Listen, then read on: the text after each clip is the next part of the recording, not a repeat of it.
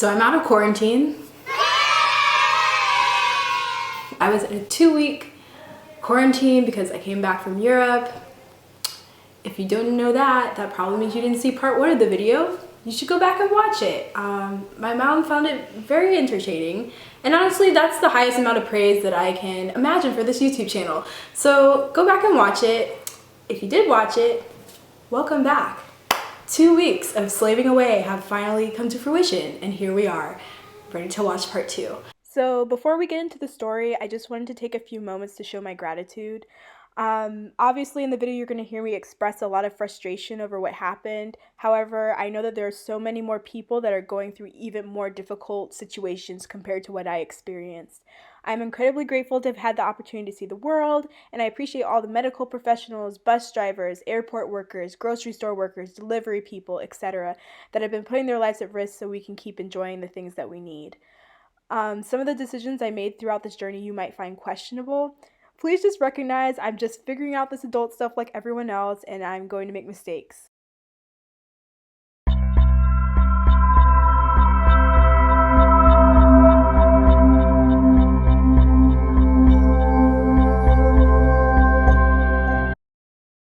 It is 10:48 p.m. Sunday night. I have a flight in less than 24 hours. I still don't know how I'm getting to the airport. It's either going to be by train or possibly by this free airport bus that supposedly exists. I'm still trying to pack up my apartment, and ants have just decided that it's springtime and it's their time to thrive, and they want to thrive in my apartment.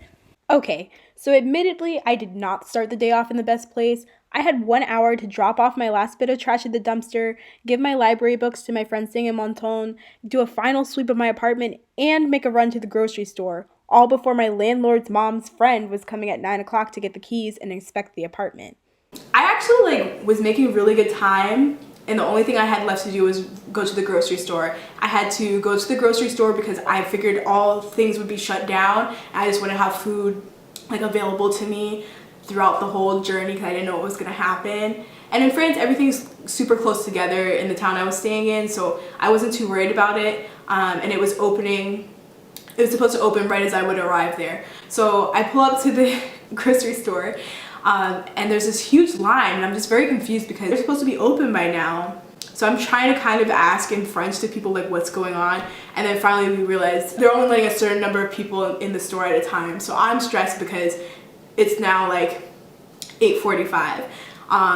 So I still have 15 minutes, and my apartment's super close to the grocery store, but I don't know how long this whole thing is gonna take. So I just text them being I think I might be a few minutes late, and I just apologize in advance. But I did end up getting back on time. I run into the grocery store, and I'm like, okay, let me get some bread, some cheese. I just got a full packet of cheese, a ton of oranges, and some nuts. So I check out, I run back to the apartment, I make it in time, but the person doesn't respond to my text or show up for the next half an hour. And then at 9:30 they text me, and they're like, oh, so what time are you leaving your apartment? And I'm like, 9:55, because my train comes at 10:40, and I wanted to walk to the train station.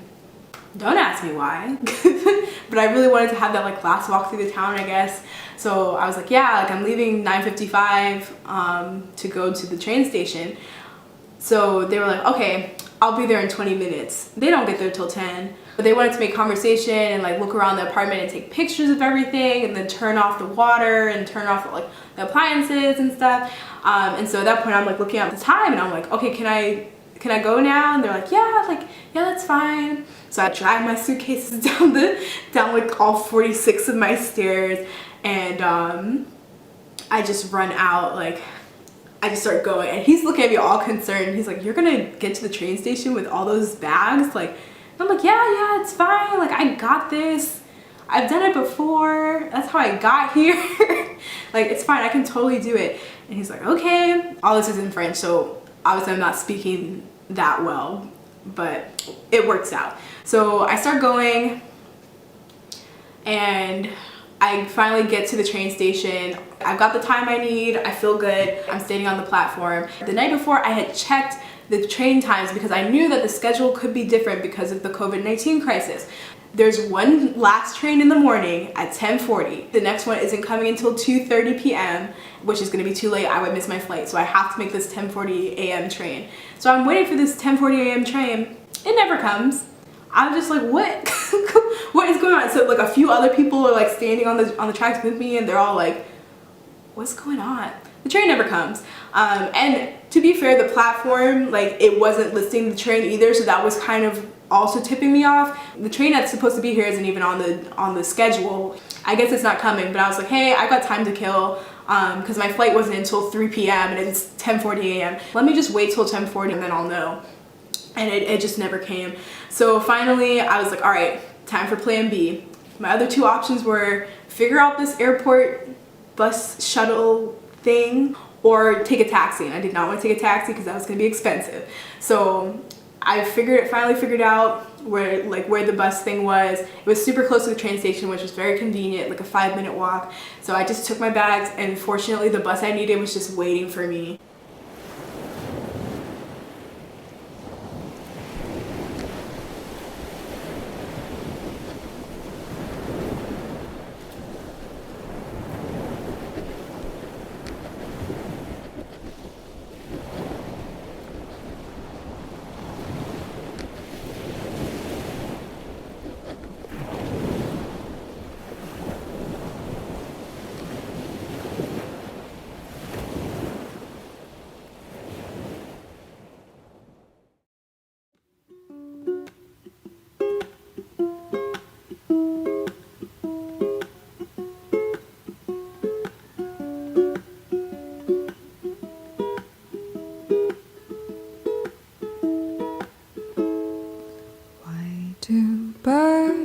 Suddenly appear every time you are near.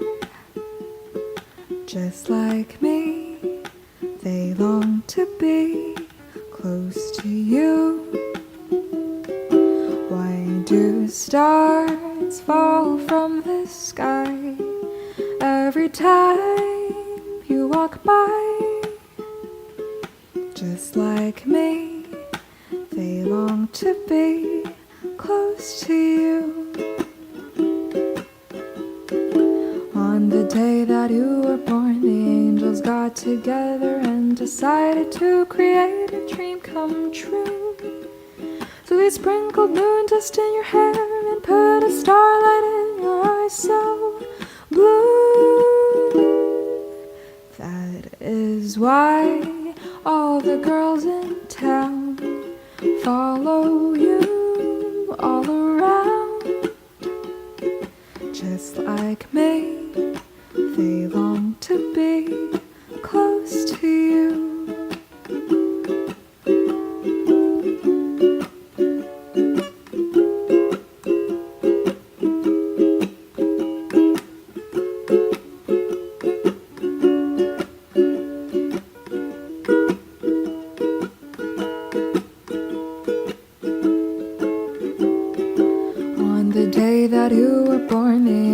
Got together and decided to create a dream come true. So they sprinkled moon dust in your hair and put a starlight in your eyes so blue. That is why all the girls in town follow you all around. Just like me, they long to be close to you. Just like me, they long to be close to you. Just like me, they long to be close to you. I finally arrived to the airport, and so I'm like, great, I can eat my lunch now, I can relax a bit. I'm here, I've got a couple of hours before my flight's even supposed to happen. I know I'm in the right terminal. And then right before I was about to eat, I was like, let me just check my flight information one more time, just in case. And I check, and here we go. My first flight is canceled. Are you serious? So originally when I had booked, I was supposed to fly from Nice to London, from London to Chicago, and from Chicago to Atlanta. My London to Chicago flight was canceled. So there was no way for me to get back into America. I would just be flying to London for essentially no reason. And so I started to get worried because with everything, like with the borders being closed, I was like, if I go to London and I get stuck there, I don't think I'm going to be able to come back into France because they're keeping everything shut down. So I don't know if I'd be able to get back in. And at least here, like I have my apartment, like I still have people I know, so I could be fine. And although I do have family in London, I didn't want to, because I still had a little bit of a cough. I was rooting for you. We were all rooting for you. How dare you? I didn't want to be in close proximity to them during this time period. I just wasn't quite sure what to do, and so I started looking for other flights, other ways to get in to the United States, and I found one that went from London to Amsterdam and then from Amsterdam to Atlanta. And I was considering taking that flight, but I ended up calling SZA Travel and British Airways because they said, we've had to cancel your flight, but if you call us, like we'll reschedule. So I would call them and they'd be like, well, we're not accepting any calls today. Goodbye. Like not even a call back in a few minutes or we'll put you on hold. They were just not accepting any calls.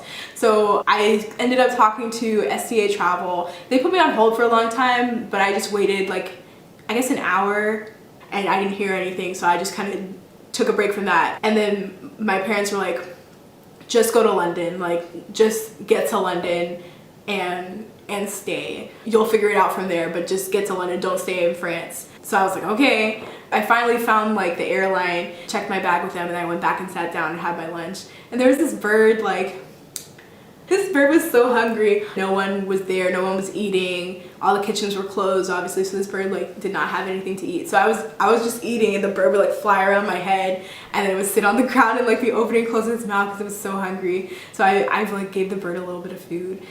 So, feeling full of uncertainty, I checked my bags and boarded the flight. I wasn't sure how things would work out once I got to London, but I was determined to be positive and just focus on disinfecting everything.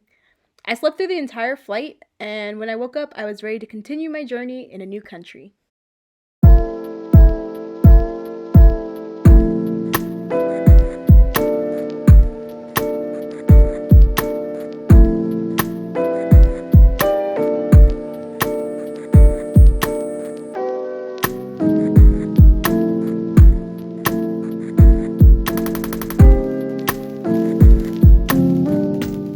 I got into a taxi. I had already booked my hotel hostel thing for the night. Previously, like when I was still in France, I was planning this whole trip. So I just went to that hostel. The taxi driver like pulled up to the neighborhood where this place was, and he was just like, I don't know what you're looking for, because it just looked like a street in a neighborhood. There was no like sign that said like this is where you're supposed to be. It was just very confusing. It just looked like I was in the middle of nowhere. So that was a little nerve-wracking.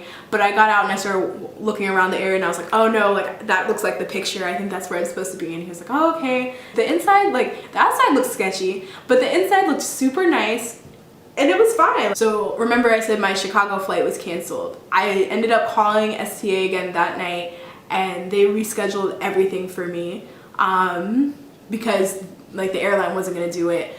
But it ended up working out. They were like, okay, we put you on a new flight. Like I finally got on the phone and connected with a real human being, finally, and they just hooked me up with a new flight. And I was like, okay.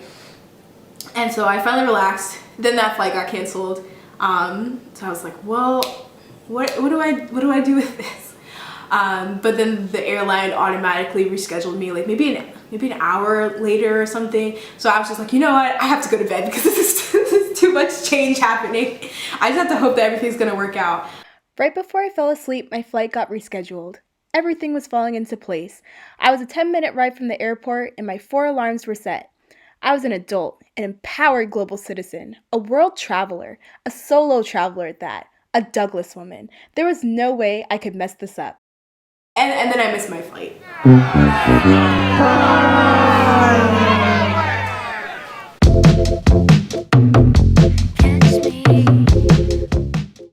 Now you might ask, how did I let this happen?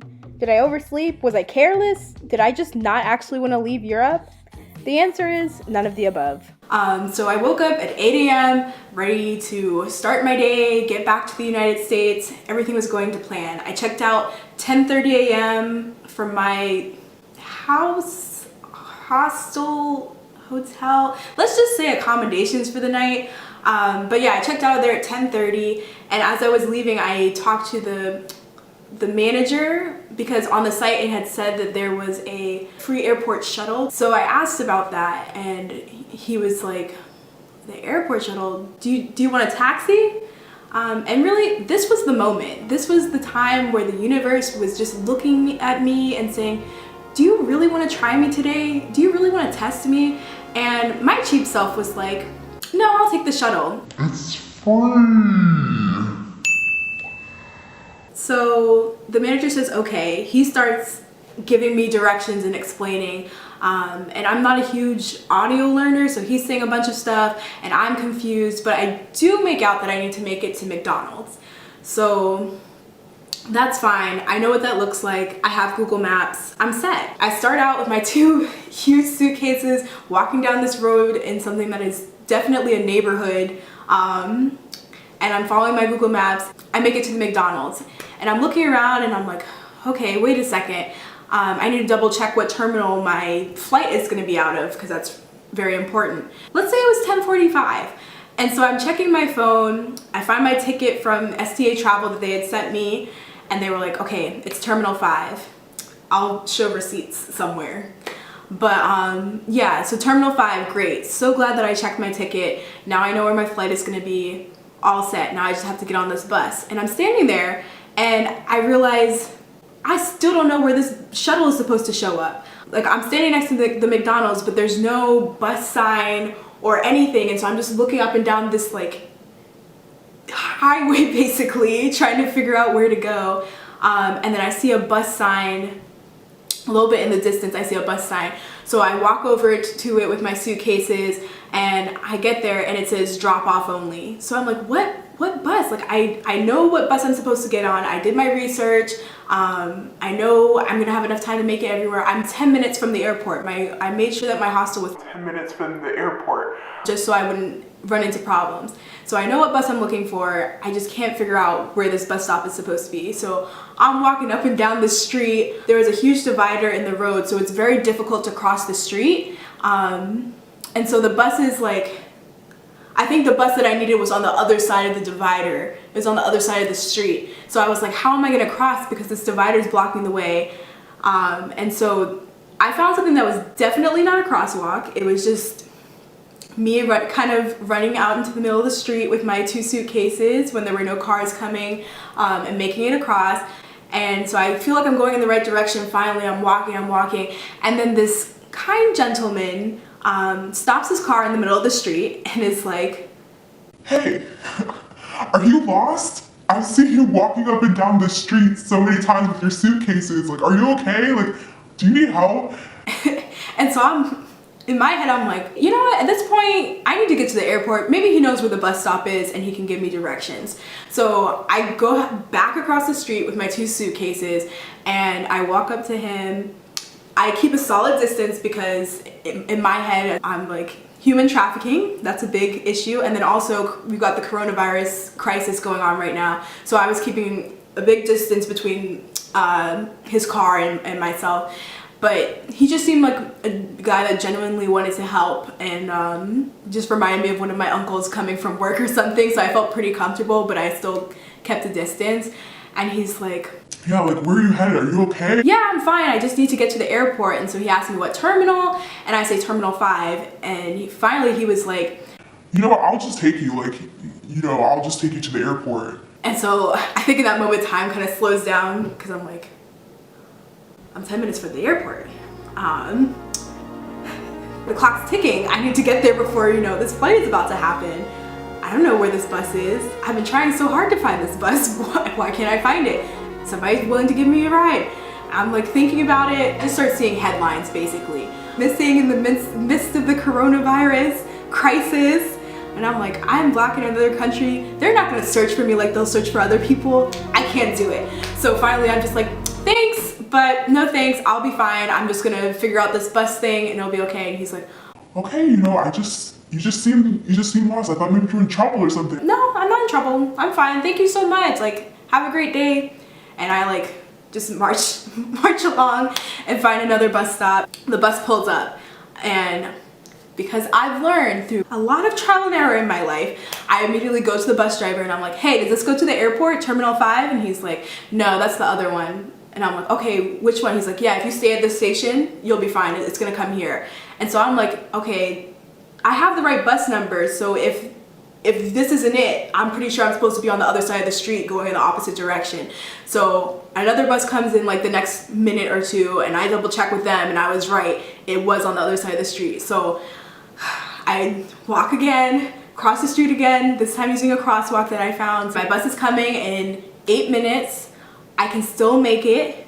I can still make it to my flight. At this point it's 11:15. My flight is at 12:15. So I just know time is of the essence. I'll arrive just in time to check my bags. Like I should get there like 40 minutes before my flight is supposed to happen. Like there's only 7 people on this flight. Nobody's flying anyways. Like I could still make it. It could still be fine. And so I'm riding on the bus, just trying to like relax and be like, it's gonna be fine. Finally, we pull up to the airport. And I grab my suitcases, jump off, and just start like running. And I'm going up and down the terminal trying to find my airline because I'm like, all right, I'm here. I just need to drop my bags and then I'm good. And so I'm running up and down this empty airport terminal and I cannot find my airline. I'm just like looking like, where's American Airlines? It's gotta be here somewhere. What's going on? And of course, because the airport is empty, there's like no flight attendants or anybody there that can help. But I finally find someone working there. Yeah, I'm on the flight to Dallas. She's like, what airline? There's no, what? Dallas? I'm sorry, what? And I'm like, no, I have my ticket. Like my ticket says Terminal 5. I'm on the flight to Dallas. And she's like, what airline? And I'm like, I'm American Airlines. She's like, there's no American Airlines in this terminal. And I'm like, what do you mean? That's what my ticket says. She's like, no, we only do British Airways. Only British Airways is in this terminal. American Airlines is in Terminal 3. So you need to go to Terminal 3. What time is your flight? I'm like, 12:15. She's like, oh yeah, you're gonna be late. Yeah, but maybe you can still make it. Like, just go. How do I get to Terminal 3? I hope it's close by. She's like, oh no, you have to go down, find the train shuttle, get on the shuttle, take it over to Terminal 3, and then go find it. So I'm just running, trying to figure out where the shuttle is, and then I run down to the shuttle and I get on, and the doors close. I had made it onto the shuttle, but I felt so defeated. No one else was on the train, and it wasn't moving. I finally had to accept that I had almost certainly missed my flight. I started to break down. It was one thing for a flight to be canceled due to the insane situation the world is in right now, but to some extent this was something I had control over. I was frustrated with myself and disappointed that this meant I wouldn't be able to make it home when I had originally thought. But in the end, I decided I had to pull it together. I wasn't going to give up just yet. Finally, the shuttle begins to move.